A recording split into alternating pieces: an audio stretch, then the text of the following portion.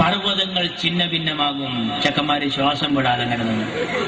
ഉസ്താദ് പറഞ്ഞു മാത്രമല്ല കടല് ആളിക്കത്തും. ബേജാറാക്കാൻ എവിടെങ്കിലും പോണം.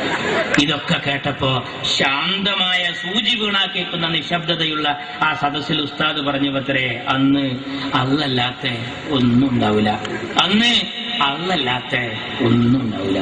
അപ്പൊ പിന്നിലെ വെഞ്ഞിന്ന് ഒരു ചെക്കൻ സ്പീഡിൽ വന്നിട്ട് ചോദിക്കാത്തരെ, അന്ന് മദ്രസ ഉണ്ടാവുമെന്ന്.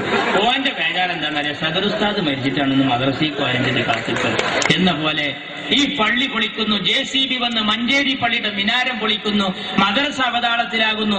ഈ പ്രതിസന്ധി മുഴുവൻ വരുമ്പോ KT ജലീലും PT റഹീമും PMA സലാമും TK ഹംസാക്കയും Mappila സഖാക്കളും വന്നിട്ട് പിന്നിലെ വെഞ്ചിന്ന് വന്നിട്ട് ചോദിക്കുക, അന്ന് ലീഗ് ഉണ്ടാവുമെന്ന്. പാവം, നിങ്ങൾക്കൊന്നുകിൽ നാണം വേണം, അതല്ലെങ്കിൽ മാനം വേണം. അത് രണ്ടുമില്ലെങ്കിൽ നാണവും മാനവും ഉള്ളവർ കുളിച്ച കുളത്തിൽ പോയി ഒന്ന് മുങ്ങുകയെങ്കിലും വേണം എന്നേ സാന്ദർഭികമായി ഞാൻ പറയുന്നുള്ളൂ. ഞാൻ ചുരുക്കാണ്. കേരളത്തിൽ ഭരണം കൊണ്ട് പൊറുതിമുട്ടിയ നിങ്ങൾക്ക് അടുത്ത തെരഞ്ഞെടുപ്പിൽ ചാൻസ് വരാനിരിക്കുന്നു അല്ലേ? ഇങ്ങനെ വിലക്കയറ്റം രൂക്ഷമായ ഒരു കാലഘട്ടത്തിന് മുമ്പുണ്ടായിട്ടുണ്ടോ? തക്കാളിപ്പെട്ടിക്കൊക്കെ ഗോദ്രജിന്റെ കൂട്ടിടേണ്ടി വന്നില്ലേ? മജിച്ചേരാ എത്ര രൂപയാണ്? 40 ഉറുപ്പ്യ തക്കാളിക്ക് വരെ വന്നില്ലേ? എന്റെ അമ്മനോട് ചോദിച്ചു, മാനേത് കിലോ 10 എന്ന് പറഞ്ഞ് വന്നിരുന്ന സാധനല്ലേ? ഞാൻ അമ്മാനോട് പറഞ്ഞു 2 കിലോ 10 തന്നിട്ട് വന്നിരുന്നു, വാരി കൊടുത്തിരുന്നു. ഈ വിലക്കയറ്റം രൂക്ഷമായ സമയത്ത് ഉമ്മനോട് ചോദിച്ചു, പിന്നെ തക്കാളി ചാറ് വെക്കാൻ എന്താ ചെയ്യാ? ഞാൻ പറഞ്ഞു, പഴയ മാതിരി നല്ല ഭരണം വേറെയാണ്, അതുകൊണ്ട് തൽക്കാലം എന്തെങ്കിലും 1 2 എണ്ണം എടുത്ത് ഇങ്ങനെ ഉപയോഗിച്ചാൽ മതി. ഉമ്മ പറഞ്ഞു, ഇതിന്റെ ഒരു ചൂരും മണമൊക്കെ വേണ്ടേ കുട്ടിയെ? ഞാൻ പറഞ്ഞു, ചൂരും മണമൊന്നും വേണ്ട, നിങ്ങൾ ആ ഒരു തക്കാളി എടുത്തിട്ട് ആ ചാറിന്റെ ചട്ടിമൊന്നുണ്ട് ഒഴിഞ്ഞാക്കിക്കാളി. ഈ പറമ്പിലും ഈ ദേഹത്തിലും ഈ കേരളം എന്നാകെ ഉപദ്രവിക്കുന്ന സഖാവ് അച്യുതാനന്ദൻ, കൊടിയേരി, പിണറായി തുടങ്ങിയ എല്ലാ മൂർത്തികളും ഒരു 2 കൊല്ലത്തേക്ക് കൂടി അടങ്ങി നിൽക്കണമെന്ന് പറഞ്ഞ അടുപ്പിൽ കണ്ടിട്ടും തേച്ചിട്ടൊരു പൊട്ടി വെക്കും. ആ മണം മതി നമുക്ക്, വേറെ ആലോചിച്ചിട്ട് കാര്യമില്ല. രൂക്ഷമായി പോയി, ബാണം പോലെ കുതിച്ചുപോയത്. ഞാൻ ചോദിക്കുന്നു, മാറ്റിച്ചേരാ, ഇങ്ങനെ കറണ്ട് കട്ടുണ്ടായ ഒരു കാലഘട്ടം ഉണ്ടായിട്ടുണ്ടോ? ഞങ്ങളെ ഭരണത്തിൽ കറണ്ടിന് ചാർജ് കുറച്ചു എന്ന് മാത്രമല്ല, എമർജൻസി മുഴുവൻ കേടുന്നു. കാരണം എന്താ? ഉപയോഗിക്കായിട്ട്. എന്നാ ഇപ്പോഴത്തെ സ്ഥിതി എന്താ? രാവിലെ കറണ്ട് പോണ്, ഉച്ചക്ക് കറണ്ട് പോണ്, വൈകുന്നേരം കറണ്ട് പോണ്, എന്നിട്ട് കറണ്ട് കട്ട് യശാമാരിവിന്റെ ഇടയിൽ. മാറ്റിച്ചേരതിൽ യഥാർത്ഥത്തിൽ കട്ട് ഏതാ? രാവിലെ പോയതാ, ഉച്ചക്ക് പോയതാ, വൈകുന്നേരം ഏതാണോ ഇതിൽ യഥാർത്ഥത്തിൽ കട്ട്? പണ്ട് ഒരു ഡോക്ടറെ അടുത്ത് നല്ല തടിയനായ ഒരുത്തനും പോയിട്ട് പറഞ്ഞു, ഡോക്ടർ അവിടെ ഇവിടെയൊക്കെ ഒരു വേദന ഉണ്ട്. ഡോക്ടർ പരിശോധിച്ചിട്ട് പറഞ്ഞു, ബേജാറാകണ്ട, ഭക്ഷണം ഒന്ന് നിയന്ത്രിച്ചാൽ മതി. ഡോക്ടർ എഴുതി കൊടുത്തു, രാവിലെ 2 ഇഡ്ഡലി, ഉച്ചക്ക് 1 കോരി ചോറ്, വൈകിട്ട് 2 കപ്പ് കഞ്ഞി. ഇത് കേട്ട് ഈ സാധു ആകെ മൊത്തം നോക്കി. രാവിലെ 2 ഇഡ്ഡലി, ഉച്ചക്ക് 1 കോരി ചോറ്, വൈകിട്ട് 2 കപ്പ് കഞ്ഞി. പുറത്തേക്കിറങ്ങി. തീറ്റപ്രിയനായ ഇയാൾക്ക് സംശയം തീർന്നില്ല. വാതിൽ മുട്ടി. ഡോക്ടറുടെ അടുത്തേക്ക് തലട്ടിട്ട് ചോദിച്ചു, ഡോക്ടർ, രാവിലെ 2 ഇഡ്ഡലി, ഉച്ചക്ക് 1 കോരി ചോറ്, വൈകിട്ട് 2 കപ്പ് കഞ്ഞി എന്ന് നിങ്ങൾ ഈ പറഞ്ഞത്, ഇത് യഥാർത്ഥത്തിൽ ഭക്ഷണത്തിന്റെ മുമ്പ് അതാ ശേഷം? അതിനുള്ള ഭക്ഷണം മാറ്റിച്ചേരാ. രാവിലെ കറണ്ട് പോണ്, വൈകുന്നേരം കറണ്ട് പോണ്. എന്താ സ്ഥിതി? ആലോചിക്കണം സുഹൃത്തുക്കളെ, ഇവർക്ക് കഴിയില്ല.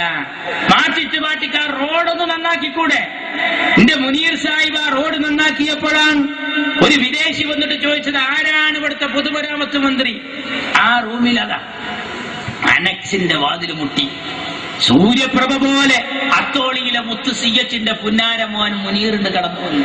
ആ വിദേശി പറഞ്ഞത് കേൾക്കണം, ലീഗ് വിരോധികൾ ആരെങ്കിലും ഉണ്ടെങ്കിൽ. എന്താ വിദേശി പറഞ്ഞത്? മോനെ മുനീറെ, നിന്റെ മുഖം പോലെ സുന്ദരമാണ് നാഷണൽ ഹൈവേ എന്നാ. മാറ്റിച്ചേരാ മോനെ മുനീറെ, നിന്റെ മുഖം പോലെ സുന്ദരമാണ് നാഷണൽ ഹൈവേ എന്നാ. സഖാവേ, മുനീർ സുന്ദരനാ, ഓ വല്ലാത്തൊരു സംഭവമാണ്. അതേമാതിരി ഒന്ന് എന്റെ കൂട്ടത്തിലുണ്ടെങ്കിൽ എത്ര നന്നായിരുന്നു. ഇപ്പൊ ഈ മാറ്റിച്ചേരോട് ചോദിച്ചു നോക്കാണ്, എന്താ സഖാവേ റോഡ് നേരാക്കാത്തത്? മഴല്ലേ, മഴ. അപ്പൊ സഖാവേ എപ്പോഴും കറണ്ട് കട്ടാണല്ലോ, മഴ വേണ്ടേ, മഴ. ഏതാ വിശ്വസിക്കുക മക്കളെ? ഒന്നാലോചിച്ച് നോക്കൂ. ഇങ്ങനത്തെ ഒരു ഭരണം കേരളത്തിൽ ഇതിന് മുമ്പ് വന്നിട്ടുണ്ടോ? ഏതെങ്കിലും രംഗത്ത് മെച്ചെന്ന് പറയാണ്ടോ? ഞാൻ ചുരുക്കുന്നു സുഹൃത്തുക്കൾ, ഒരൊറ്റ കാര്യം പറയാം. സ്കൂളുകളെ മുഴുവൻ ചൂതാട്ട കേന്ദ്രമാക്കിയില്ലേ ഇവര്? ബുക്കില്ലാതെ പഠിക്കുന്നൊരവസ്ഥ വന്നില്ലേ? പരീക്ഷക്ക് പോണ മക്കൾ ചോദിച്ചു, ഞങ്ങൾ ഇതുവരെ ബുക്ക് കണ്ടിട്ടില്ല, പരീക്ഷ എഴുതണം, എന്താ എഴുതാൻ? ഞാൻ പറഞ്ഞു, ധൈര്യമായിട്ട് പോയിക്കോളി, പെന്നിൽ മഷി ഉണ്ടോ, നമ്പർ ഇടുക, 1 2 3 4. ബുക്ക് വന്നിട്ടില്ല, വരൂല്ല, കിട്ടിയിട്ടില്ല, കിട്ടാൻ സാധ്യതയില്ല. ഇത്ര റാഹത്തുള്ള പരീക്ഷ അടുത്തൊന്നും വരില്ല, ഞങ്ങൾ ധൈര്യമായിട്ട് പോയിക്കോളി. എന്താ സ്ഥിതി അറിയങ്ങള്? ഏത് ഓഫീസിൽ ചെന്നാലും ലോട്ടറി ടിക്കറ്റാണ്. പഞ്ചായത്ത് മെമ്പർ എന്ന നിലയിൽ കുറ്റിപ്പുറത്ത് ഞാൻ ഈ തെങ്ങ് തടം തുറക്കുന്നതിനും വളത്തിനൊക്കെ എന്റെ നാട്ടുകാർക്ക് എഴുതി കൊടുത്തു. ഇത് പാസ്സായി കൃഷി ഓഫീസിൽ നിന്ന് വളം വാങ്ങാനും കാശ് വാങ്ങാനും സബ്സിഡി വാങ്ങാനും ഈ തള്ളാനൊക്കെ പോയി. അപ്പൊ ഈ സാധുക്കൾക്കും കൊടുത്തിട്ടൊന്ന്. ഒരു തള്ള നല്ല സന്തോഷത്തിൽ ഇന്നെ വന്നിട്ട് ടൗണിൽ വന്നിട്ട് പറഞ്ഞ്, പൊന്നാരമാണ് എന്നെ റബ്ബ് നേരാക്കട്ടെ, എന്നൊക്കെ ജയിപ്പിച്ചത് ഒരു കാര്യത്തിൽപ്പെട്ടിന്റെ കുട്ടിയെ ഇത് എവിടുന്നാ മാറുക. തള്ളന്റെ വിചാരം 2000-ന്റെ ഒറ്റോട്ടാക്കിട്ട് പോയ ലോട്ടറി ടിക്കറ്റാണ്, ലോട്ടറി ടിക്കറ്റാണ്. ഒന്ന് ആലോചിച്ച് നോക്കൂ, ഓഫീസിൽ മുഴുവൻ ലോട്ടറി ടിക്കറ്റ്. സ്കൂളിലേക്ക് കൊടുത്തിരിക്കുന്നു സ്പോർട്സ് ലോട്ടറി, സാന്ത്വനം ലോട്ടറി, ലക്ഷം വീട് ലോട്ടറി, മാഷ്മാരെ കയ്യിലൊക്കെ ലോട്ടറി. വരാന്തേ കൂടിയ ഇന്നത്തെ കേരള, ഇന്നത്തെ കേരള, ഇന്നത്തെ കേരള.